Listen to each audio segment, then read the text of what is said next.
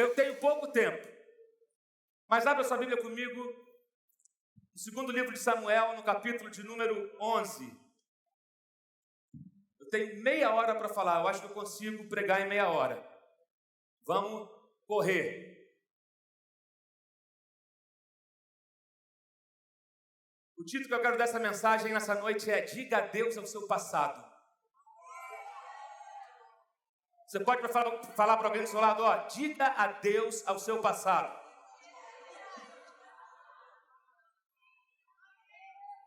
Aonde Deus quer levar você, certas coisas que estão na sua vida não podem entrar, você crê nisso? Então, hoje é o dia de você dizer bye bye, so long, farewell. Adeus também foi feito para se dizer bye bye, é dia de dar adeus algumas coisas que você está tentando levar para onde Deus está direcionando você, essas coisas não podem entrar. E tem muita gente que vive refém do seu passado, escravo do seu passado, escravo de uma história que aconteceu, de uma situação que aconteceu e que até hoje isso te incomoda, mas hoje é o dia de um rompimento na sua vida. Hoje é um dia, Deus está tirando, libertando você disso. Então, vamos ler. É um texto bem conhecido, uma história conhecida de Davi, com uma mulher chamada Betseba. E diz o seguinte, a partir do verso 2 do capítulo 11 do segundo livro de Samuel. Uma tarde, Davi levantou-se da cama e foi passear pelo terraço do palácio. Do terraço viu uma mulher muito bonita tomando banho. E mandou alguém procurar saber quem era. Disseram-lhe, é Betseba, filha de Eliã e mulher de Urias, o hitita. Davi mandou que a trouxessem e se deitou com ela, que havia acabado de se purificar da impureza da sua menstruação. Depois voltou para casa. A mulher engravidou, a mulher mandou um recado a Davi, dizendo que estava grávida. Vamos agora para o capítulo 12, no verso 18, diz o seguinte: 7 dias depois, a criança morreu. Queridos,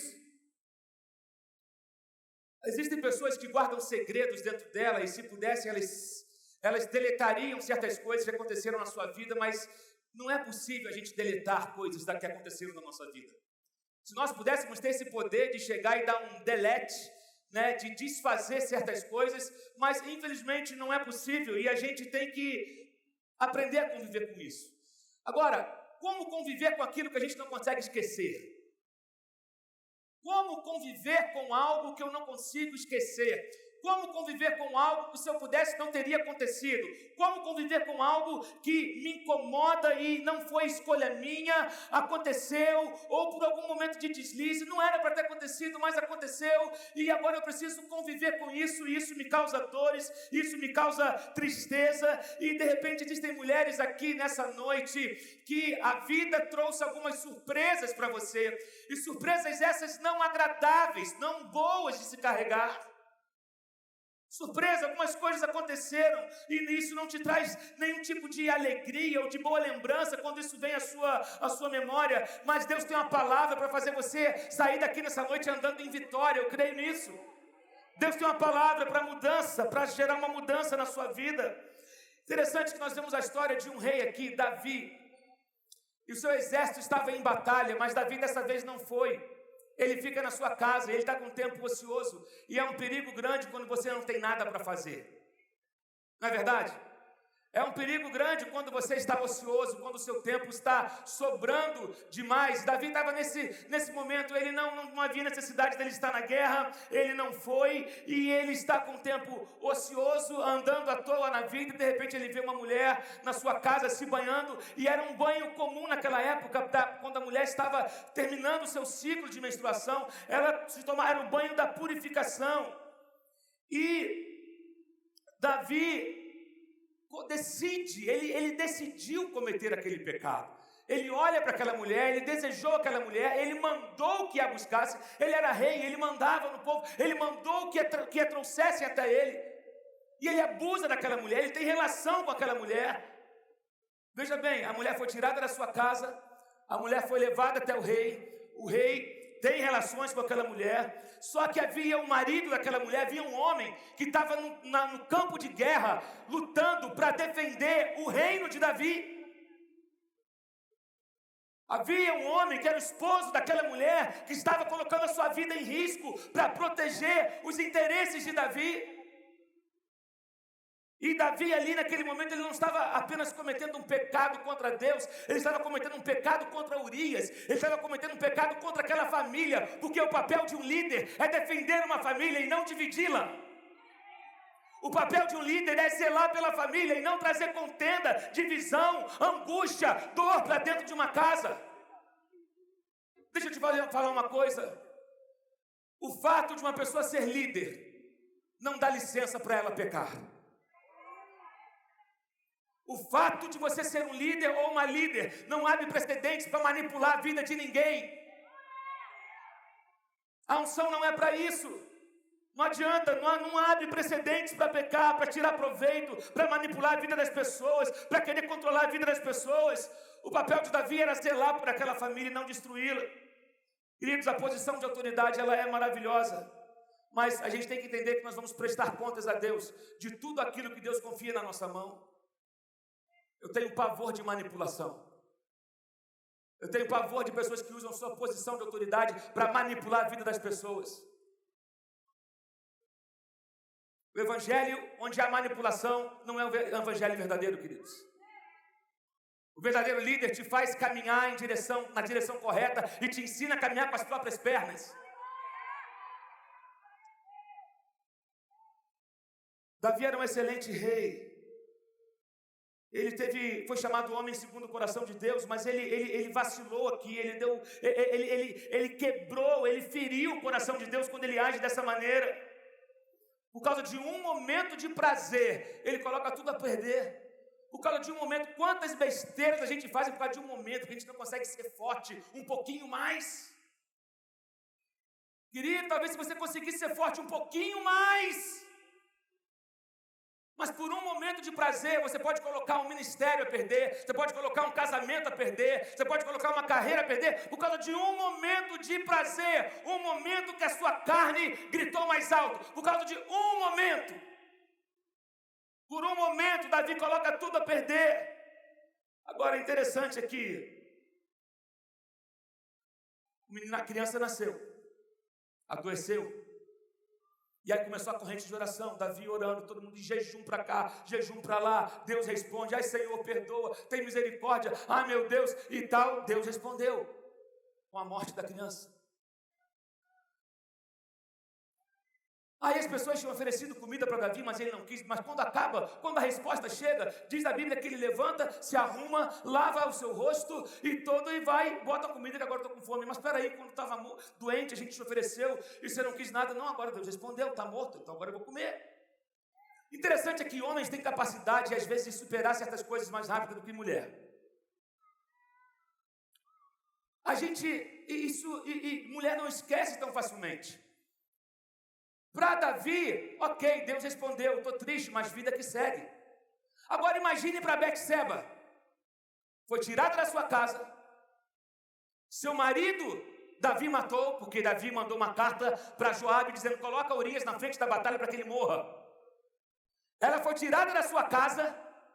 Ela tinha uma vida, ela tinha sua vida, ela tinha sua casa, ela não disse se tinha outros filhos, mas ela tinha sua vida, e de repente ela perde o marido, aquilo que ainda poderia ser uma esperança, tudo bem, esse filho aqui, o filho nasce e morre, estava resolvido para Davi, mas não estava resolvido para Betseba. Até porque mulheres não esquecem facilmente. Eu sei do que eu estou falando, que eu tenho uma em casa. Mulheres, você começa a discutir um negócio de hoje, de repente ela fala, mas aquilo não sei o que, porque aquilo que aconteceu, mas tem 10 anos. Mas não está resolvido. Não é verdade? Eu sei que aqui não tem nenhuma mulher assim que... Você está discutindo uma coisa, de repente ela começa a falar de algo que não tem nada a ver, Pamela, nada a ver. E você fala, mas peraí, eu estou falando do que aconteceu ontem. Não, mas isso foi há 8 anos e não está resolvido. É um HD, gente, é uma capacidade de armazenamento absurdo que as mulheres têm, uma capacidade de armazenamento invejável. Pois é, vamos seguir. Agora, imagina como é que ficou a vida dessa mulher. Puxa vida, eu não esperava estar passando por isso. Eu não esperava que isso fosse acontecer. Eu perdi meu marido, perdi essa criança, agora tem que morar nesse lugar aqui. Imagina ela tendo que carregar essa história, essa marca na sua vida, essa imagem na sua mente. A imagem da gravidez, a imagem do filho morto, a imagem do marido que não voltou mais. E assim, às vezes, tem algumas pessoas aqui assim nessa noite, carregando experiências que trazem dor. É um abuso que você sofreu, é uma relação com uma outra mulher que você teve, você se arrepende amargamente, é um aborto que você cometeu, traições que aconteceram na sua vida, você confiou demais em alguém, de repente essa pessoa te deixou na mão, te traiu. E tem pessoas que carregam isso e tentam conviver com isso, mas tem sido difícil. Algumas pessoas carregam a marca de um abuso na infância. Meu Deus, só que eu quero que você entenda uma coisa. Chega de ficar celebrando as coisas mortas. Ei, chega de ficar vivendo em volta de coisas mortas. A página virou. Há um futuro para você. Ei, eu vou repetir, há um futuro para você, há algo que Deus está colocando na sua frente, há um chamado que está nascendo, de repente dessa tua dor, um chamado está nascendo, da tua dor, o ministério vai nascer, da tua dor, algo Deus vai usar de maneira positiva, querido, não era para ter acontecido, mas já que aconteceu, Deus é especialista em transformar situações. Ei, você lembra de Raquel, quando ela está morrendo, tendo o filho, tendo Benoni, ela dá o nome de Benoni naquele menino. Benoni significa filho da minha dor, mas Jacó chega e fala, não, esse menino será chamado Benjamim, eu não quero que ele cresça envolto de uma dor, mas ele vai crescer como sendo o meu auxílio, a minha destra. Deixa eu te falar uma coisa, você às vezes não pode controlar as situações que a vida te entrega, mas você pode mudar o rótulo.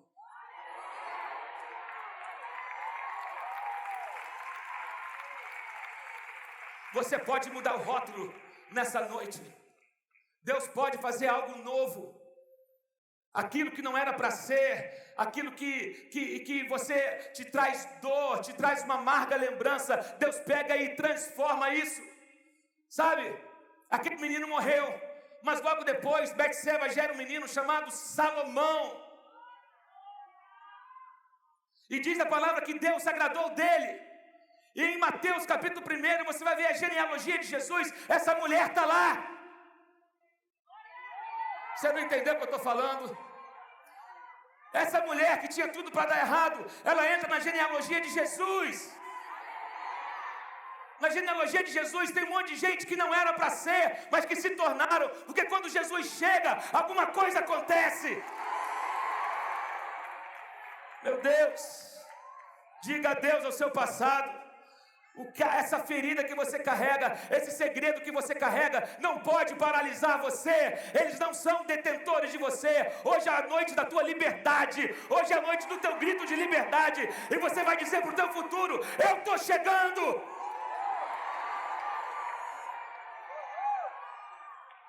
Você pode dizer isso nessa noite?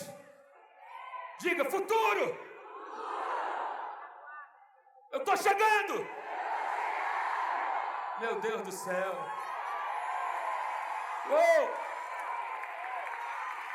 Jesus. Agora tem uma outra história na Bíblia, que está em Lucas, no capítulo 7.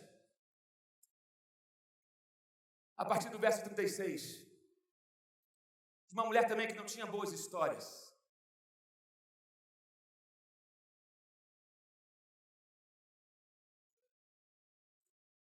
Lucas 7,36 vai dizer, convidado por um dos fariseus para jantar, Jesus foi à casa dele e reclinou-se à mesa. Ao saber que Jesus estava comendo na casa do fariseu, certa mulher daquela cidade, diz aqui, ainda coloca, uma pecadora, trouxe um frasco de alabastro com perfume e se colocou atrás de Jesus, a seus pés. Chorando, começou a molhar-lhe os pés com suas lágrimas. Depois os enxugou com seus cabelos, beijou-os e os ungiu com perfume. Ao ver isso, o fariseu que o havia convidado disse a si mesmo: se este homem fosse profeta, saberia quem nele está tocando e que tipo de mulher ela é, uma pecadora.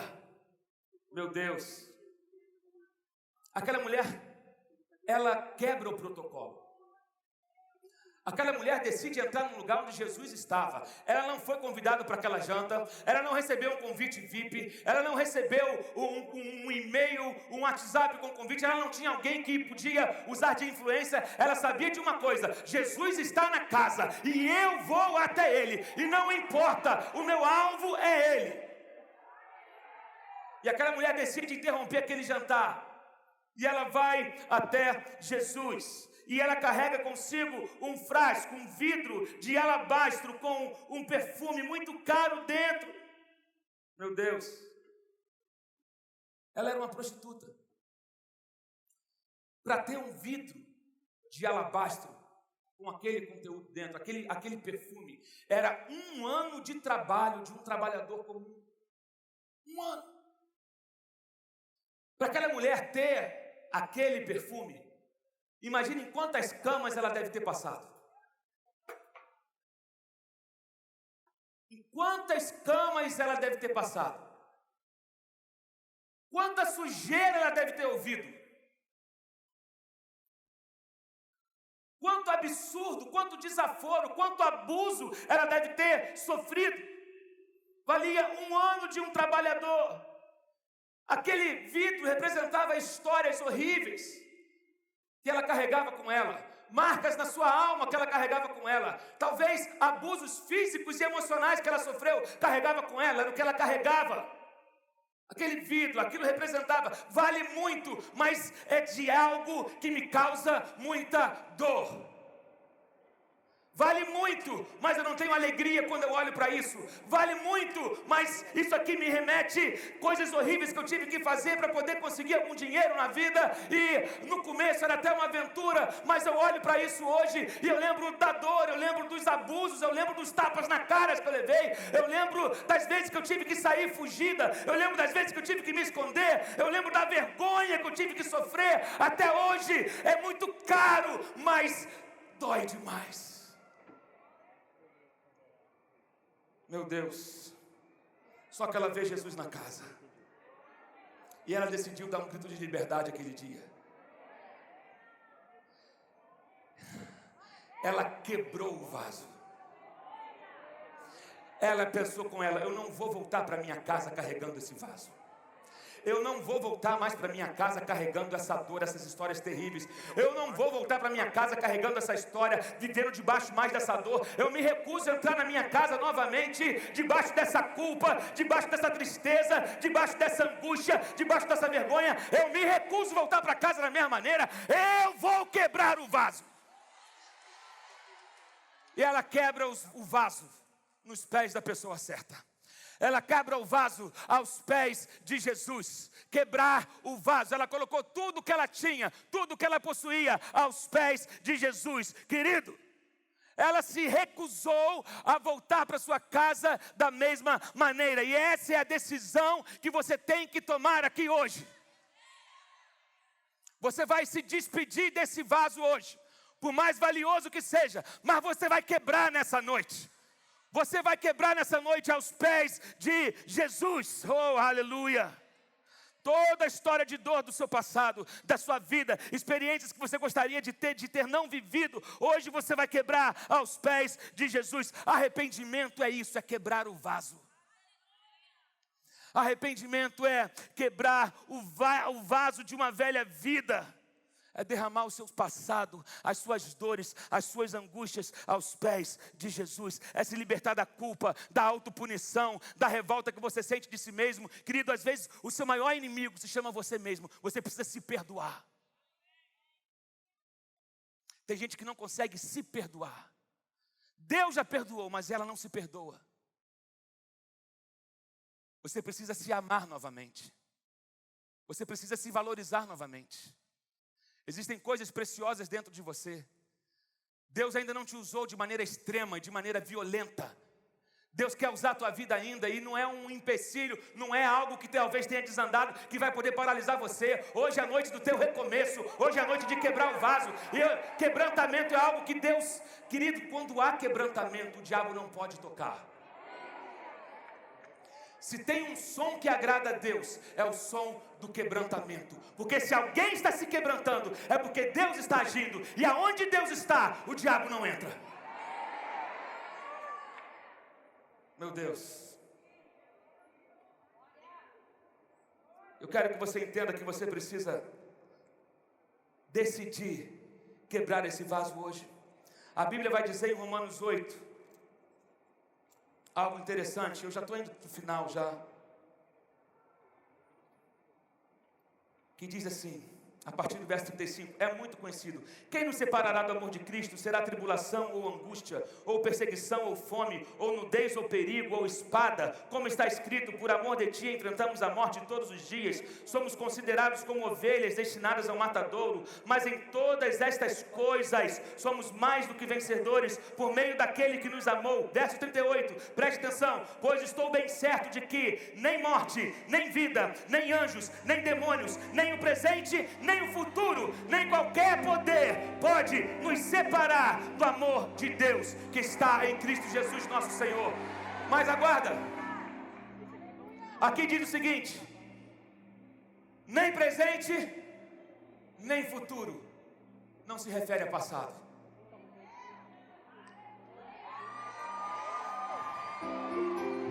Sabe por quê? Porque o passado pode te prender lá atrás.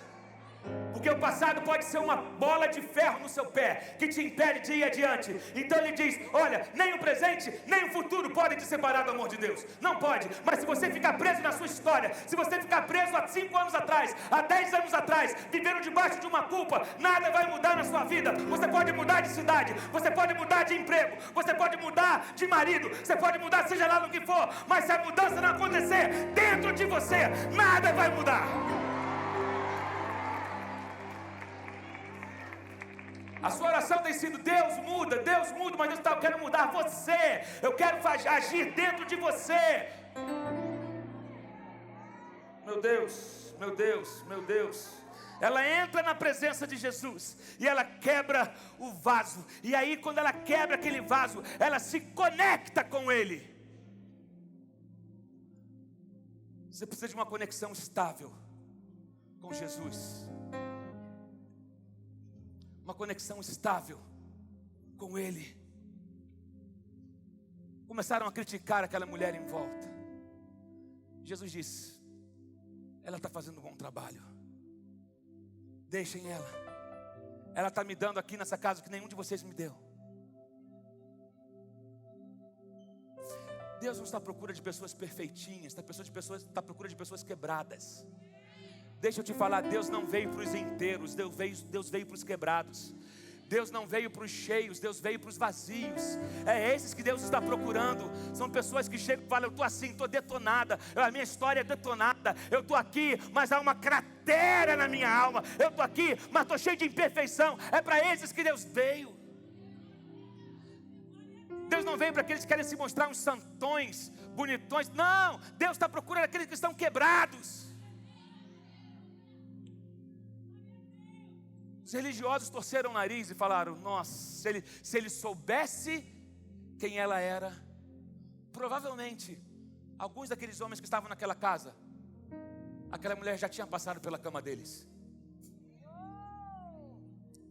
Porque Jesus não fala dela, mas eles falam, se ele soubesse quem ela era, já paguei por um programa com ela. Ah, se ele soubesse quem ela era, como se Jesus não soubesse. Jesus sabia que tanto o rico quanto a prostituta, os dois precisavam dele. Ei, todos precisamos de Jesus. E eu já vou terminar. Aquela mulher quebrou o vaso. E algo interessante, que o mesmo verbo, a mesma palavra usada para quebrar o vaso, ali no texto de Lucas 7, é a mesma palavra usada em Romanos 16, 20, que diz o seguinte, em breve, o Deus de paz esmagará a Satanás debaixo dos seus pés. Cada vez que você se quebranta, o diabo é esmagado. Cada vez que você se quebranta, o diabo perde força. Cada vez que você se quebranta, a cabeça dele é esmagada. Eu quero ver se tem alguém aqui nessa noite para se quebrantar e quebrar o vaso e pisar na cabeça dele.